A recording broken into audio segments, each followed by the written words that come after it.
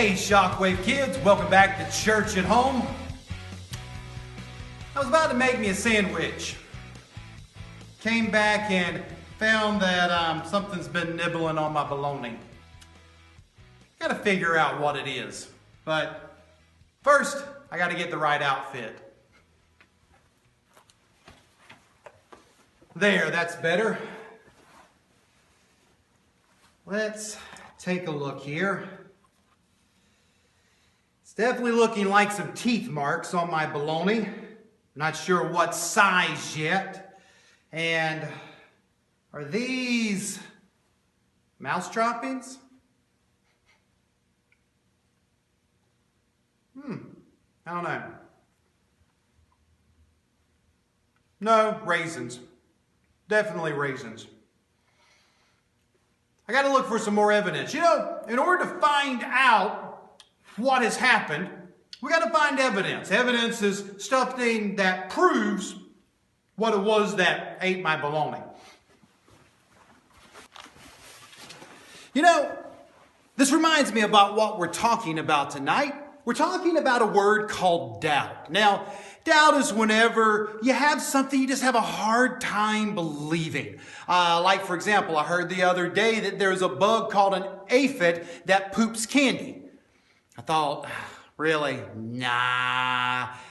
Turns out they do. They poop out this sugary sweet nectar thing that Native Americans used to make it, use it to make cakes. I mean, go figure. Bug butt candy. But see, we like to have something like this rock, something like solid evidence that we can't deny. And we want to be able to hold it and look at it and see it in our hands. And see, God just isn't quite like that. You can't just go out and say, oh, look, I can see literally God right there. But there's still a lot of evidence for him. For example, in the writings of Mark, after it talks about Jesus rising from the dead, there were a couple of women that went to the tomb to put some spices onto his body, a couple of the Marys. And they said that sitting on a rock, there was an angel that spoke to them and said, you're looking for Jesus the Nazarene, who was crucified. He has risen. He's not here. See the place where they laid. And see, evidence number one for Jesus is all the writings about him. Here is so much written about Jesus. In fact, the books of the Bible, there are thousands upon thousands of copies of them. There is no other recorded event in history that has so much written. Historians, they pretty much all agree that Jesus really did live. And Mark, some might say, well, this is just a story that was made up over hundreds of years.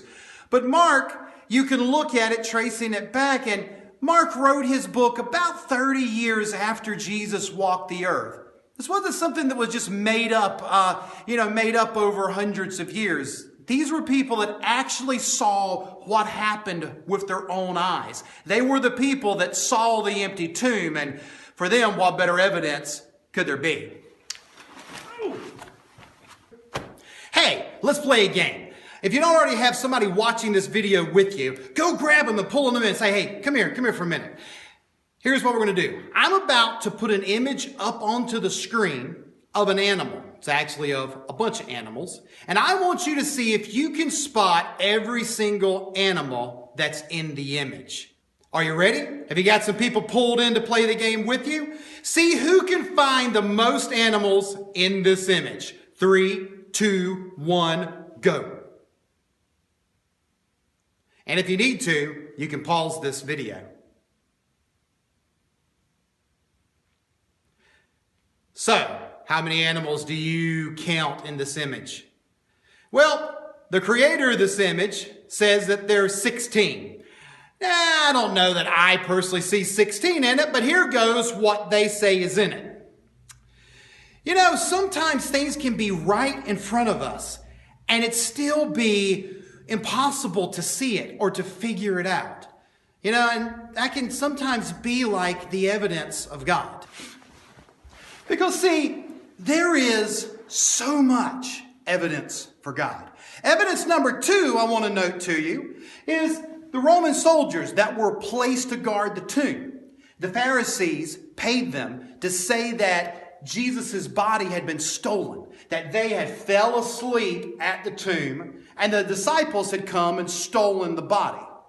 But there's no way that a Roman soldier would have admitted to that. See, Roman soldiers, if they would have admitted to falling asleep, they would have been killed by the Roman government. You didn't fall asleep as a Roman soldier. So it seems rather funny that they begin to tell this story. You know, it just doesn't make sense. Would you look at this? Looks like we have some paw prints here. If I'm not mistaken, these are fox prints. But my goodness, are they big? And why are they printed on paper? We got to keep looking.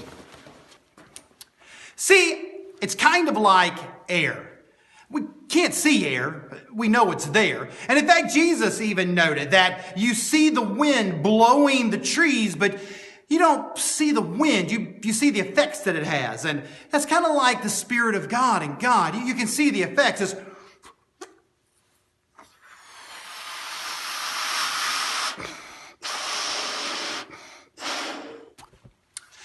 I see this balloon and that the balloon is blown up, but I don't see the air that's inside of it, but I do see the effects that it has.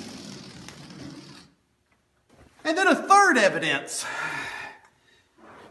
you can kind of see with this sword here is there was a very well-known historian, because outside of the Bible, there's a lot of other writings that say that Jesus lived and his disciples believed what we believe today Christians do about Jesus. And see, there was this very famous Jewish historian that is believed throughout the historical world called Josephus that lived around the time of Christ. And he wrote in his writings, Festus assembled the Sanhedrin of the judges. That was the religious leaders you hear about in the New Testament that they didn't like Jesus. And brought before them the brother of Jesus, who was called the Christ. That's Jesus, who was called the Christ, the Savior, whose name was James. And they went on to say that James was executed. He was beheaded because of his belief that his brother Jesus was the Messiah, that he had died and rose from the dead. Now, why would people who had just made up a story be willing to die for it? And not only James, but many, many others that lived during that time and saw with their own eyes what had happened. Why would they be willing to die? I see something right up here above me. Check this out. Right here. Check this out. A little bit of orange fur that's gotten caught on this tree by something that went by. I think I begin to have an idea of what might have ate my bologna.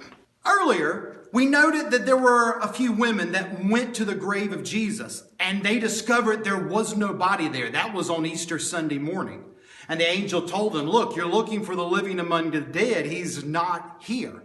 And so they ran back to tell the disciples. And Peter and John, they went running to the tomb and they found it true. His body is gone. They began to wonder what's happened to his body, who stole his body. And they began to question, could he be alive?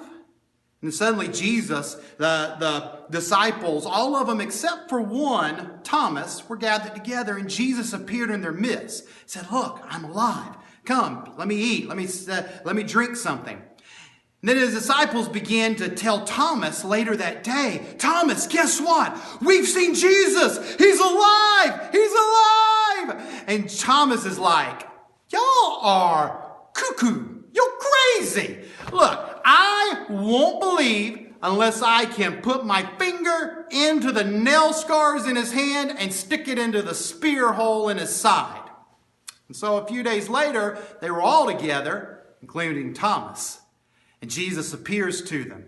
And Jesus says, Thomas, look, come, touch the nail scars. Feel where the spear went into my side. And Thomas is like, my Lord and my God. And Jesus makes an interesting statement. You, Thomas, you believe because you've seen. But blessed are those who don't see and yet they believe. And I think Jesus was talking about us Christians today. we can't see him. He's went to be with God the Father, but we can still believe. And so that brings us about to the end of our time together today. But a couple of important things I want to note before we part. First off, whenever Thomas doubted, Jesus didn't kick him out. Jesus said, see, come here, let me show you the evidence. And see, you can see person after person that have had their lives touched and changed, miracles worked because of God in their life. And like the air filling the balloon, you may not see God, but if you look for him, as he promised he would, you will find him. And see, faith isn't completely blind. Or it isn't that you're ignoring the evidence. It's looking at the evidence and saying, I may not be able to see God physically with my own eyes, but I'm going to have faith and believe that he is who his word says he is and act on it. Well, it's been wonderful hanging out with you again. If you've enjoyed this, please like and share. Also, if you don't already have an adult doing this with you as a devotional, grab them, pull them in and say, hey, go check out gcogkids.com and you can download a PDF to go along with this that we can do some fun activities together. We're calling it hashtag reignite the fire of the home altar. But I've got some little critter that I've got to find. I think from the evidence, it's pretty clear. The footprints, the fur, the teeth marks. I'm thinking I'm dealing with a fox. So I'm going to see if I can find him. Here, fox! Fox! Here, fox! Huh. I'm not seeing him around anywhere. Y'all see him anywhere? I'm just, Well, anyway, I look forward to seeing y'all next time. And until then, y'all have a wonderful day. Ah!